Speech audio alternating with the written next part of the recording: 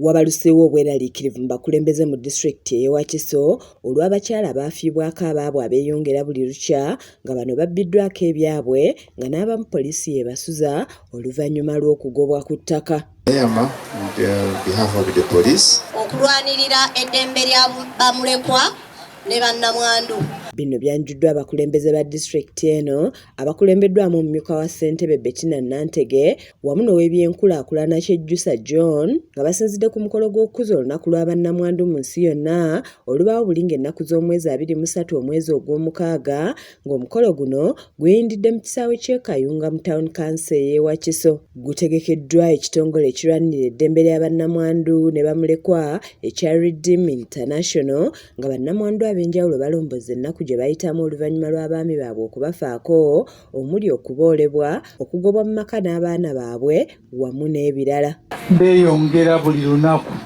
Amazima gali nti ne Banamwandu beeyongera naye tetubageraageranya ne Banamwandu. Bano bakukulumidde abakulembeze ku byalo be bagamba nti beetaba n'abo abababbako ebintu byabwe era ne bawa obujulizi ku Redeem bye bayambye ennyo wakati mu bamu okukulukusa amaziga. Abantu bakugeyanga tebeekwese nako. Omuntu akutunulira bw'ati n'akwenaga mbu oyo yafiirwa omusajja. Ngenda mu kkooti nga bansuubiza jjoluli myaka 3 miramba. N'akwataganya ebintu byange paka bwe yantuusa ku mirembe era kanaakanyiriro mukwalidde.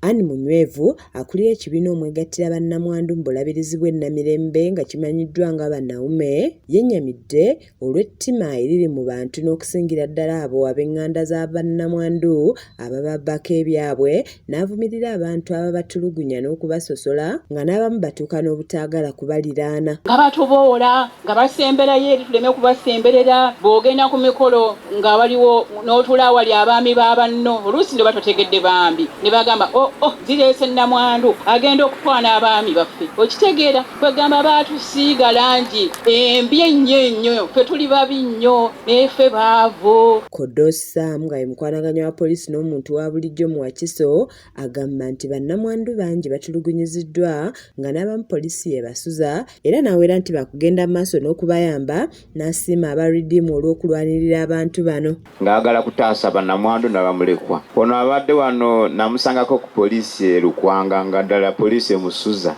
Namwandu oyo. Ate ye Innocent Mudebo nga ye mukwanaganya w'emirimu mu kibiina ekya Redeem International annyonnyodde kyabawaliriza okuvaayo kulwanirira Banamwandu era n'asuubiza nti bakuluma n'ogwengulu okulaba nga abantu bano bafuna eddembe lyabwe eribaweebwa ssemateeka. Ayongerako nti mu kiseera kino amagombolola ge balimu kuliko ery'Entebbe, Namayumba, Kakiri ne Masuuliita era nga balina emisango egisoba mu 2 egyekuusa ku kya Banamwandu ne bamulekwa okubbibwako ebyabwe. Mwaka guno ogumu n'ekitundu gwe tubamaze wano e Wakiso tulina ensonga 14 eza Banamwandu ne bamulekwa okuva mu Wakiso wano.